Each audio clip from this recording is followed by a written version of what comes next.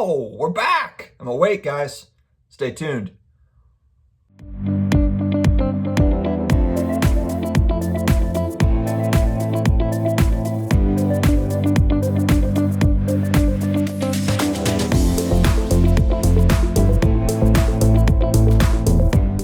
Hello to all my sports card collectors, investor friends, collectibles friends. Welcome. Welcome to another episode. Today we're going to be talking about the fun around alternative investments, collectibles, sports cards, all of it. It all falls into the same bucket of happiness. But before we get started, if you are new here, please hit that subscribe button, karate chop the notification bell, as my son likes to say.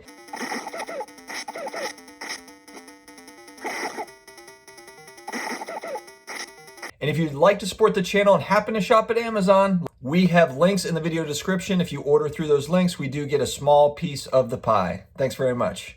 Okay, guys, over the last couple of years, there's been a lot of contemplation, a lot of kind of speculation on what is going on. Why are people paying huge sums of money for graded video games, graded comic books, graded sports cards? Why are people doing this? All these various alternative investments. And it's not even limited to what we talk about on this channel. There's all sorts of things.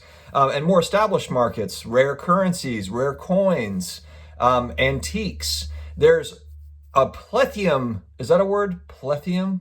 I don't think it is. Anyway, there is so many different options out there for alternative investments. And it just kind of makes you wonder, why is this happening? And you could argue that it's all different age groups, really, for that matter. I am going to dig in first, though. I want to talk about the younger generation. And mainly, I want to first start with 20-somethings, males. Males that are in their 20s and even 30s, really, to that point.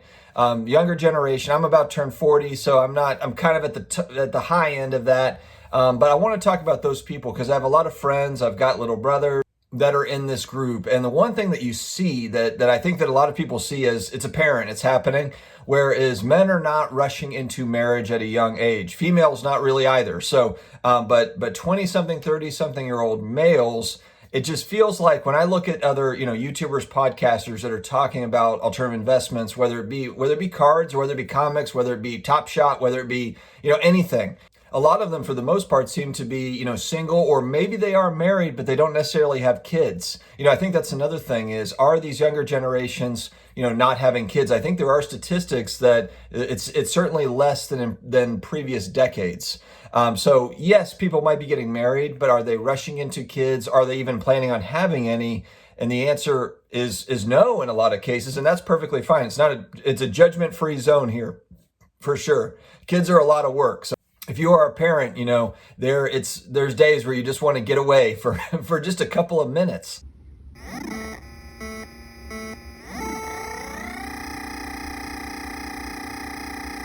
And so we've just seen a big shift in behavior for younger people. It's just not as much of a priority to do those things. And if you're not getting married, you don't have kids, then what are you doing with your time? What are you doing? You're focused on hobbies. You're focused on things that you like to do. You have more time for those things.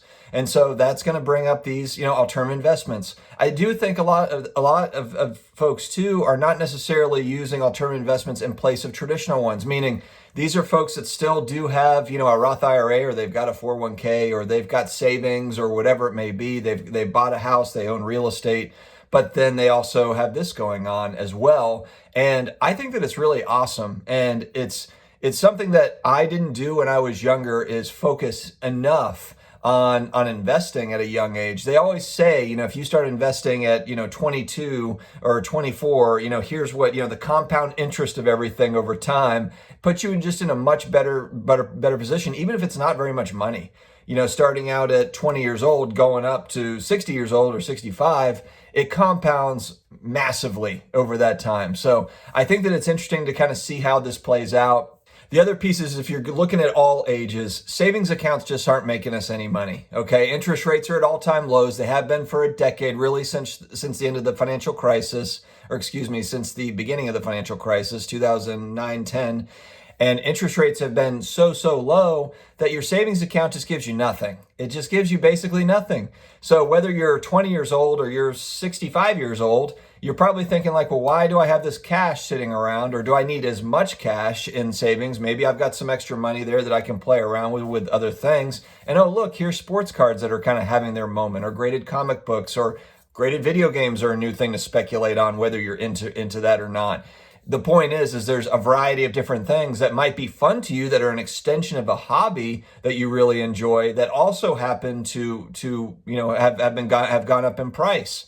And so you can and there's arbitrage there. There's arbitrage there that didn't exist previously, not to this degree. Maybe it did, but not to this degree. The other piece of this is it's just fun. It's the happiness component of being able to invest in brands, invest in characters, being able to invest in athletes that you love to follow. That's just fun. And also, we talk about sports I talked about being thankful for sports a few days ago. Sports has become such a big part of our culture here in the US, especially with social media. Athletes have their own forum to be able to talk to fans, essentially, whether it be on Twitter or, on any of these other social media platforms. It gets us closer and closer to those athletes. And it's so awesome to be able to, invest in an athlete's career. And of course, it's pure speculation. It's very, very risky, obviously. But investments in general are speculative. And, people will argue that traditional investments are not speculative, but in reality, you're speculating on a price moving up or down. Now, how the price moves up or down, whether with collectibles versus stocks with investing in a company, those are different things, obviously. But it's the same game of that you're trying to buy something at a lower price and sell it at a higher price. And you can get all, philosophical about how that happens, but it really boils down to the same thing. The expansion of these brands, the connection that we have with these athletes and the brands, frankly, as they've grown, it's just kind of raised it's raised everything awareness for different types of collectibles. It's just fun, especially over the last 12 months where we've been stuck at home. We've been dealing with job loss or dealing with, loss of a family member. There's been a lot of stuff going on. I think it's just magnified that. It was already there. There was already a love for sports and a love of collectibles, but the last 12 months have amplified it tremendously, I believe, just with everything going on. And everyone's looking for happiness. Everyone's looking for something, some happy thoughts, things to kind of, we talk about the staying positive and being positive and the benefits of that for mental health and everything else. And these are the things that help that. You have to have something, some sort of a hobby, some sort of a getaway from the real world sometimes. I think that it's important. I don't think that it's a bad thing. I think it's something that can kind of keep you on track and help you find community where you might not have any. All right, guys, we've been ending on a positive note. I've been getting really, really good feedback on this, so I'm just going to keep that going, kind of a positive affirmation as we end each video. As I've said, I don't want this channel necessarily just to be a, collectibles, personal finance, sports cards channel. I'd like to have a bigger impact, and I've gotten feedback from people saying, hey, look, I've been dealing with an illness, I've been dealing with addiction, and this channel has really helped me out, and I really appreciate those end of video messages, so I'm going to keep them coming. If it makes a difference for one person, they're going to come. So if you want to skip over this part of the video, that's perfectly fine too, but I just want to give you the reasoning why this is going to continue. I watched a great clip, I think it might have been on Twitter, but it was Tom Brady being interviewed by ESPN, I believe, or maybe it was NFL Network. It's an older clip of when he was a younger player. I think he had already won a Super Bowl, but basically what it was, I can't remember if it was I can't remember the guy that was interviewing him. If I can find the clip, I'll try to put it up here. If not, definitely check it out. But essentially what it is, and you might have seen various clips like this, Tom Brady, he's talking to Tom Brady about a scouting report. And he's reading it off to him, and there's a picture of him. And Tom Brady kind of looks like a skinny kid, back then, skinny guy. And he's going through and he's reading off the scouting report on basically why Tom Brady was not a good player and essentially why he was going to be a 6th-round pick. And the thing that's incredible about the clip is you can just see in Tom Brady's face just the rage building. You could see like the timbers burning, as he's listening to this. He's being polite and he's laughing it off, and and he's on camera. But the one thing, and essentially what he says is, and one comment he makes is, when they show the picture of his scouting, or him at the scouting combine, He's like, well, that's what Joe Montana, that could be Joe Montana. And Joe Montana was Tom Brady's hero growing up, the QB hero. Welcome to Joe Montana football.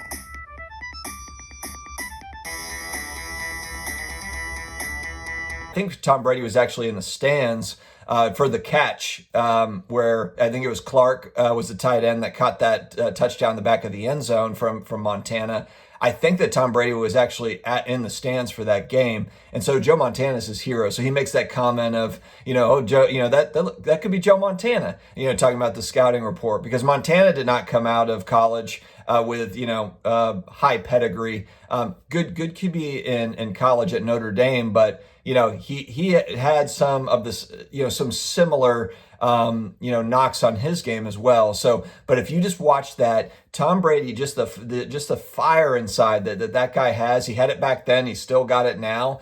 But I think my point is we are all going to have doubters. We are going to have people that say that we can't do something. And I love that clip because it just it shows you just kind of there's a visual of him, and it shows you exactly the fire that has to be, that burns within that guy when someone is doubting him or is talking, kind of down on his game or down on his athleticism. He doesn't take it personally. Well, he does take it personally, but instead of wallowing in it, he turns it into fuel. And I think that that's a really important lesson, is when someone has a knock on something that you're trying to do, you have a goal and you're working to accomplish it, and you have doubters and you have people saying that you're not going to be able to do it. If it's something that you really, really believe in and that you know that you can do, or maybe you're not sure if you can do it, but you want to see if you can do it, you've got to push through and you've got to use that as fuel. That's just building the fire. And it's all about will. It's all about determination. But those people and those comments can be helpful on that journey. Sometimes it's good to have those comments. It's good to have kind of the haters or the trolls or whatever it is, because sometimes you can get complacent. And then when you get those sorts of messages, it's fuel. It adds fuel to the fire and it keeps it going. Whereas maybe you might be getting complacent, like, I can rest on my laurels. But no. No, you can't. If you're trying to reach a goal, then that's what you've got to do. So I thought that was just an awesome clip. I'm going to see if I can find it. If I can't, apologies, but definitely check it out. I believe it's on NFL Network, but it's Tom Brady reacting to the interviewer is reading off his scouting report. It's great. So guys, have an amazing day today. Let's do great things. Let's just keep on doing what we do. And if we're having a bad day, just run through that wall and let's continue on. Talk to you later, guys.